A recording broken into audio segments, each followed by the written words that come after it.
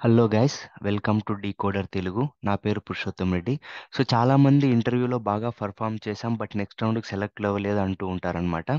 So ఇది ఎలా ఉంటుందంటే, ఖచ్చితంగా సిక్స్ వెళ్తుంది అనుకునే బాల్ లాంగ్లో క్యాచ్ పట్టి అవుట్ అయినట్లు, లేదా ఖచ్చితంగా హిట్ అవుతుంది అనుకున్న కలేజా, ఆరెంజ్ లాంటి సినిమాలు ఫ్లాప్ అయినట్లు. సో చాలా షాకింగ్ ఉంటాయన్నమాట ఈ వీడియోలో. సో అలా మనం కామన్గా చేసే మిస్టేక్స్ ఏంటి ఇంటర్వ్యూలో, అండ్ వాటిని రెక్టిఫై చేసుకోవడానికి ఏ టిప్స్ ఫాలో అవ్వాలనేది ఎక్స్ప్లెయిన్ చేస్తాను. సో మీకు ఈ వీడియో నచ్చితే లైక్ చేయండి. అలాగే మీకు ఎటువంటి డౌట్ ఉన్నా కూడా కామెంట్ చేయండి, లేదా ఈ వీడియోని మీ ఫ్రెండ్స్కి షేర్ చేయండి. అండ్ మోస్ట్ ఇంపార్టెంట్లీ సబ్స్క్రైబ్ చేసుకోండి. సో ఈ వీడియో అయితే చివరి వరకు చూడండి, ప్రతి ఒక్క పాయింట్ మీకు క్లియర్గా ఎక్స్ప్లెయిన్ చేశాను. ఫస్ట్ పాయింట్ వచ్చేసి బేసిక్ ఎథిక్స్. అంటే మనం ఇంటర్వ్యూ రూమ్లోకి ఎంటర్ అయ్యేటప్పుడు, కూర్చునేటప్పుడు ఎలాంటి స్టెప్స్ ఫాలో అవ్వాలి. సో మనం పుష్పాలో అల్లు అర్జున్ లాగా పోలీస్ స్టేషన్లోకి ఎంటర్ అయ్యేసి లోపల కూర్చొని ఏ బిడ్డ ఇది నా అడ్డా అంటే కుదరదనమాట. సో అప్పుడు ఇంటర్వ్యూవర్ ఒకటి తక్కువైంది పుష్ప అంటాడు. సో కాబట్టి లోపలికి ఎంటర్ అయ్యేటప్పుడు సో ఎక్స్క్యూజ్ మీ కానీ, కెన్ ఐ ఎంటర్ లేదా అలాగా అడిగి, సో తర్వాత మనం కూర్చునేటప్పుడు కూడా వాళ్ళు చెప్పినప్పుడు కూర్చోవడం కానీ, లేకపోతే కెన్ ఐ సిట్ అని పర్మిషన్ తీసుకొని కూర్చోవడం కొంచెం రెస్పెక్ట్ఫుల్గా ఉంటుంది. Second point, dress properly. చాలామంది ఇంటర్వ్యూకి వెళ్ళేటప్పుడు డ్రెస్సింగ్ సెన్స్ అనేది ప్రాపర్గా ఫాలో అవ్వరు అనమాట. సో చాలామంది కొంచెం నిబ్బా నిబ్బీస్ లాగా ఏదో చినిగిపోయిన షర్టు, చినిగిపోయిన ప్యాంటు వేసుకొని అదే ట్రెండ్ అనుకొని వెళ్తూ ఉంటారు. ఇంకొంతమంది వేసుకునే షూస్ అయితే అవి రెయిన్బోలో ఉండే కలర్లన్నీ వాళ్ళ షూస్కే ఉంటాయి. Red, green, yellow, purple. So ఇలా డిఫరెంట్ డిఫరెంట్ కలర్స్లో వెళ్తుంటారు అనమాట. సో మనం ఏదైనా ఇంటర్వ్యూకి వెళ్ళేటప్పుడు అబ్బాయి అయితే సో సేమ్ భరత్ అన్న నేను మహేష్ బాబు లాగా సో నీట్గా రెడీ అయ్యి వెళ్ళొచ్చు. అదే అమ్మాయి అయితే సో అంత ప్రాపర్గా రెడీ అయ్యే హీరోయిన్ ఉన్న క్యారెక్టర్ నాకైతే తెలీదు. సో మీకు తెలిస్తే కామెంట్ చేయండి. సో ఇలా ఫార్మల్గా రెడీ అయ్యి వెళ్తే so first impression is the best impression కాబట్టి మన మీద ఒక పాజిటివ్ ఇంప్రెషన్ క్రియేట్ అయ్యే ఛాన్స్ అనేది ఉంటుంది.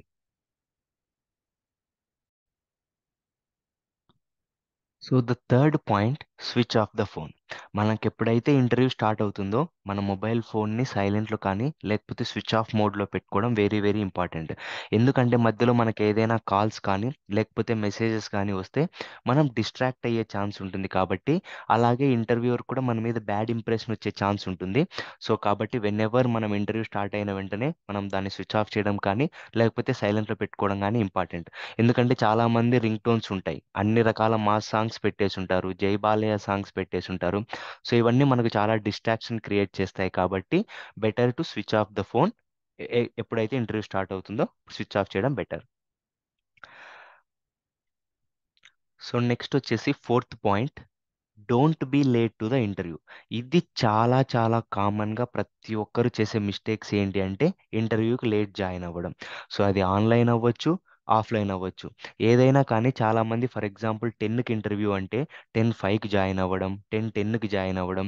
అదే ఆఫ్లైన్ ఇంటర్వ్యూకి వెళ్ళాలంటే సో అక్కడికి లేట్గా రీచ్ అవ్వడం, ఇలాంటి మిస్టేక్స్ చేస్తూ ఉంటారు. ఇది చాలా నెగిటివ్ ఇంపాక్ట్ క్రియేట్ చేస్తుంది. ఒక్క 5-10 మినిట్స్ ముందే జాయిన్ అయితే సో ఎటువంటి ప్రాబ్లం లేదు.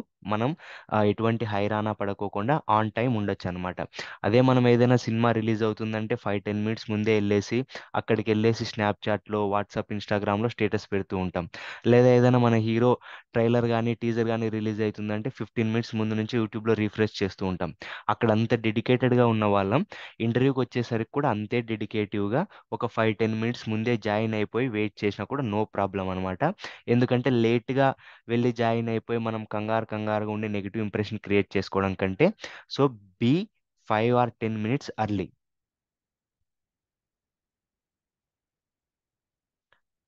Next, be interactive. సో ఇది కూడా చాలామంది తప్పు చేస్తూ ఉంటారు. ఎందుకంటే మనకి ఏదైనా ఇంటర్వ్యూర్ క్వశ్చన్ అడిగినప్పుడు మనం ప్రాపర్గా రెస్పాండ్ అవ్వము అనమాట. సో సింపుల్గా ఎస్, నో ఇలా సింగిల్ లైనర్స్ కానీ లేకపోతే సో సింగిల్ వర్డ్స్ కానీ మనం ఇస్తూ ఉంటాం అనమాట. ఇది వెరీ వెరీ రాంగ్ అనమాట. సే ఫర్ ఎగ్జాంపుల్ మనం ఎవరికైనా మెసేజ్ చేసాం, జనరల్గా అమ్మాయిలకు 3-4 మెసేజెస్ పెట్టిన తర్వాత కూడా వాళ్ళు జస్ట్ ఎస్, నో, హహా అంటే మనకి ఎలాగైతే ఇరిటేటివ్గా ఉంటుందో సేమ్ వేలో ఇంటర్వ్యూర్ ఏదైనా ఒక క్వశ్చన్ అడిగినప్పుడు దానికి మనం ప్రాపర్ రెస్పాన్స్ ఇవ్వకపోతే వాళ్ళు కూడా అంతే ఇరిటేటివ్గా ఫీల్ అవుతారు కాబట్టి సో మీకు ఆ ఆన్సర్ తెలిస్తే ప్రాపర్గా ఎక్స్ప్లెయిన్ చేయండి. తెలియకపోతే ఐ డోంట్ నో లేదా ఐఎమ్ నాట్ షూర్ అనేసి కాన్ఫిడెంట్గా చెప్పండి. అంతే తప్పనిచ్చి సో ఎటో చూడడం కానీ ఇలా సింగిల్ లైనర్స్ మాత్రం ఇవ్వద్దండి. సో నెక్స్ట్ ఇంపార్టెంట్ పాయింట్ వచ్చేసి బాడీ లాంగ్వేజ్. సో చాలామంది మనకి ఇంటర్వ్యూకి వెళ్ళినప్పుడు బాడీ లాంగ్వేజ్ ప్రాపర్గా ఉండదన్నమాట. ఏదో కంగారుగా, భయపడుతూ, ఏదో ముసలోళ్ళలాగా వంగిపోయి, లేదా మన ఏదో చేతులు అవి ఇవి ఆడిస్తూ అలా ఉంటారనమాట. సో ఎప్పటికైనా కానీ మన బాడీ లాంగ్వేజ్ అనేది ప్రాపర్గా ఉండాలి. మనకు ఆన్సర్ తెలిసినా తెలియకపోయినా అంతే కాన్ఫిడెంట్గా చెప్పాలన్నమాట. సో మీరు ఎవరినైనా గమనిస్తే ఏదైనా ఆఫీస్కి వెళ్ళే వాళ్ళు కానీ, లేకపోతే ఇంటర్వ్యూకి ప్రిపేర్ అయ్యే వాళ్ళు, హై ప్రొఫెషనల్స్, వాళ్ళ బాడీ లాంగ్వేజ్ చాలా ప్రాపర్గా ఉంటుంది. కూర్చోవడం కూడా సీటింగ్ ప్రాపర్గా కూర్చొని ఐ టు ఐ కాంటాక్ట్ ఇస్తూ ఉంటారనమాట. అంతే తప్పనిచ్చి ఇంటర్వ్యూర్ మనతో మాట్లాడుతుంటే మనం ఎక్కడో గాల్లో చూడడం కానీ, లేకపోతే తల కిందికి చూడడం కానీ, సో ఇలాంటి సిల్లీ మిస్టేక్స్ మాత్రం చేయొద్దండి. బాడీ లాంగ్వేజ్, మనం కూర్చునే sitting posture very very important. So దీన్ని బేస్ చేసుకొని కూడా మన మీద ఇంప్రెషన్ అనేది పాజిటివ్ నెగిటివ్ క్రియేట్ అయ్యే ఛాన్స్ ఉంటుంది. So be confident. So next, interview చివరికి వచ్చేసరికి ప్రతి ఇంటర్వ్యూర్ అడిగే question, do you have any questions అని అడుగుతుంటారు అనమాట. చాలా మంది ఇక్కడ ప్రాపర్ క్వశ్చన్స్ అడగకుండా సిల్లీ సిల్లీ క్వశ్చన్స్ అడుగుతుంటారు. సే ఫర్ ఎగ్జాంపుల్, మీ శాలరీ ఎంత, లేదా మీ ఫోన్ నెంబర్ ఉందా, మీకు మ్యారేజ్ అయిందా, ఇవన్నీ మనకెందుకు? సో ఇలాంటి క్వశ్చన్స్ మనం ఇంటర్వ్యూస్ని అడగకూడదు. వాళ్ళు ఏవైనా మనకు క్వశ్చన్స్ ఉన్నాయా అంటే ఖచ్చితంగా క్వశ్చన్స్ అయితే అడగాలి. For example, so how is the work culture there, లేకపోతే what are the technologies we are using. So ఇలాంటి మీనింగ్ఫుల్ క్వశ్చన్స్ అడిగితే వాళ్ళు కూడా ఇంట్రెస్టెడ్గా ఉన్నారనేసి మంచి ఎక్స్ప్లెనేషన్ ఇస్తారు. అంతే తప్ప నుంచి మనం పర్సనల్ క్వశ్చన్స్ కానీ, లేదంటే మీ కంపెనీ బాగా వర్క్ మీ కంపెనీ అసలు ప్రాఫిట్స్లో లేదు లాసెస్లో ఉందంట కదా, సో ఇలాంటి సిల్లీ సిల్లీ క్వశ్చన్స్ మాత్రం అడగొద్దండి. Be professional. చాలా యూస్ఫుల్ క్వశ్చన్స్ మాత్రమే అడగాలన్నమాట ఈ సెక్షన్లో. అలాగే ఏ క్వశ్చన్స్ అడగకోకుండా కూడా రాకూడదు. ఖచ్చితంగా 1 or 2 క్వశ్చన్స్ అడిగితే మనం ఇంట్రెస్టెడ్గా ఉన్నామనే పాజిటివ్ ఇంప్రెషన్ అనేది క్రియేట్ అవుతుంది. నెక్స్ట్ వచ్చేసి థ్యాంక్ యూ నోట్. సో చాలామంది ఇంటర్వ్యూ అయిపోయిందనగానే ఓకే అనేసి వచ్చేస్తుంటారు అనమాట. బట్ అలా చేయకూడదు. ఖచ్చితంగా మనం చివరిలో మనకి టైం ఇచ్చినందుకు, so thank you for giving this opportunity అనేసి వాళ్ళకి చెప్పి ఒక పాజిటివ్ ఇంప్రెషన్ అనేది మనం క్రియేట్ చేసి వెళ్ళాలి.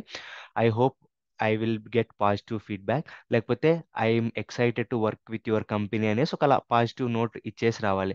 అంతే తప్ప నుంచి ఇంటర్వ్యూ అయిపోయిందనగానే మనం సీదా ఆయనకి వచ్చేస్తే సో అది అంత ఫార్మల్గా ఉండదు. సో ఈ స్టెప్స్ అనేవి మనం క్లియర్గా ఫాలో అవుతే మనం ఏ ఇంటర్వ్యూనైనా ఈజీగా క్రాక్ చేసేయచ్చు. So that's it. ఈ వీడియో మీకు ఖచ్చితంగా నచ్చింది అనుకుంటున్నాను. సో ఈ వీడియోని లైక్ చేయండి. అండ్ మీకు ఏదైనా క్వశ్చన్స్ లేదా డౌట్స్ ఉంటే కమెంట్ చేయండి. అలాగే షేర్ చేయండి. అండ్ మోస్ట్ ఇంపార్టెంట్లీ ఈ ఛానల్ని సబ్స్క్రైబ్ చేసుకోండి. అండ్ ఈ వీడియోలో యూజ్ చేసిన కంటెంట్ కావచ్చు, రెఫరెన్సెస్ కానీ, ఇమేజెస్ కానీ, జస్ట్ మీకు కంటెంట్ అర్థం అవ్వడం కోసం యూజ్ చేసింది మాత్రమే. అంతే తప్ప ఎవరిని డిగ్రేడ్ కానీ తక్కువ చేయడానికి కాదు. I hope you guys can understand. And all the best. Thank you so much.